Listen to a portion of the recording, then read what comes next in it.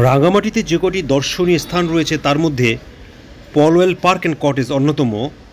এটি একটি পার্ক রাঙামাটি সদরে অবস্থিত। আর এই পার্কটি কাপ্তাই লেকের কোল ঘেঁষে গড়ে উঠেছে।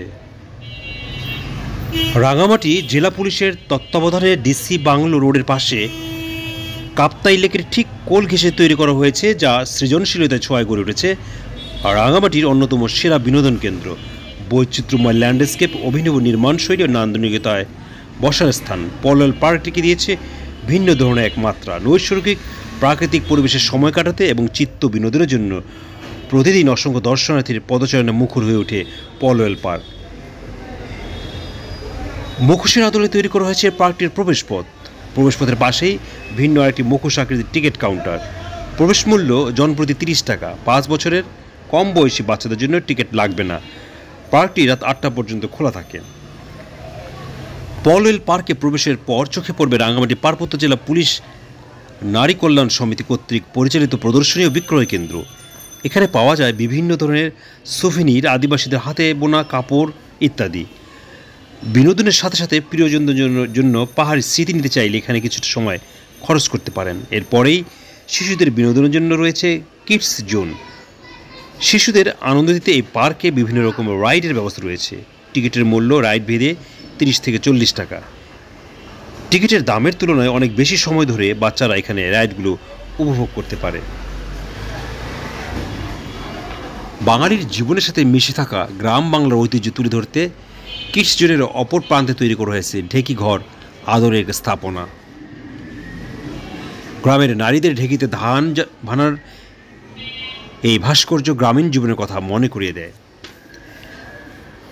পলওয়েল পার্ক আপনি যতই দেখবেন আপনি ততই ভালো লাগবে, যেহেতু কাপ্তাইয়ের কোল ঘেঁষে তৈরি করা হয়েছে। গ্রামের নারীদের ঢেকিতে ধান ভানার এই ভাস্কর্য গ্রামীণ জীবনের কথা মনে করিয়ে দেয়। এই ভাস্কর্যের স্থাপত্য শৈলী এতটাই সুনিপুণ, প্রথম দেখায় আপনার মনে হতে পারে বাস্তব কোনো দৃশ্য দেখছেন পলওয়েল পার্কের বিভিন্ন লোকেশন। কিডস জোন থেকে সামনে এগিয়ে গেলে রাস্তার পাশে বসার জন্য কিছু বেঞ্চ তৈরি করা হয়েছে। এখানে বসলে কাপ্তাই লেকের মনোরম দৃশ্য চোখে পড়ে। দেখছেন সেই দৃশ্য, সামনে যতদূর দৃষ্টি যায় লেকের অথই জলের সীমানা দূরের আকাশে গিয়ে মিশেছে। আকাশ আর লেকের নীলের মাঝে পাহাড়গুলো যেন সীমারেখা হয়ে আছে। এর ঠিক পেছনেই তৈরি করা আছে কলসি কাঁধে নারী ভাস্কর্য। তাদের কলসের প্রবাহমান পানিতে তৈরি হয়েছে ঝর্ণা। দিনের আলো নিভে গেলে কৃত্রিম আলো এই ঝর্ণা আরও মোহময় হয়ে ওঠে। দেখছেন আপনারা কাপ্তাই লেকের দৃশ্য।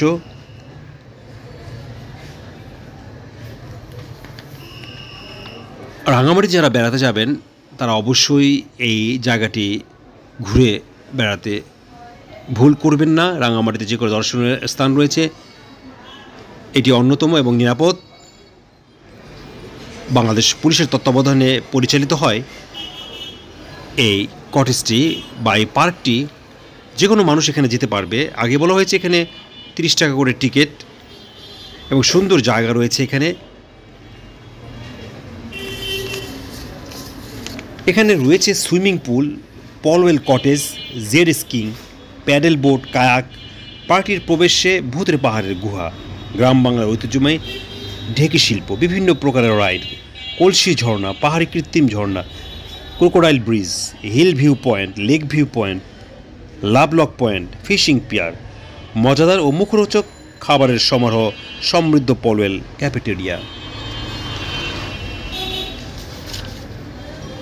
পলওয়েল পার্কের একেবারে শেষ প্রান্তে তৈরি করেছে লাভ পয়েন্ট। এছাড়াও পার্কটিতে রয়েছে Polwel park cottage, swimming pool, লেকে ঘোরার জন্য বোটের ব্যবস্থা আছে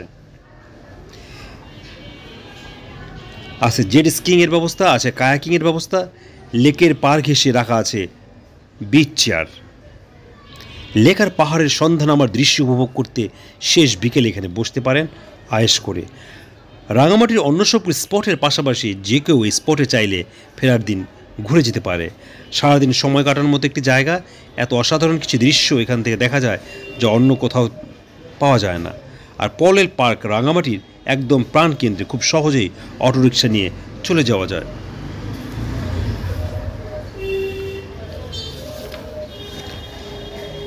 ক্যাফেটি থেকে সামনে এগুলি ফিশিং পিয়ার।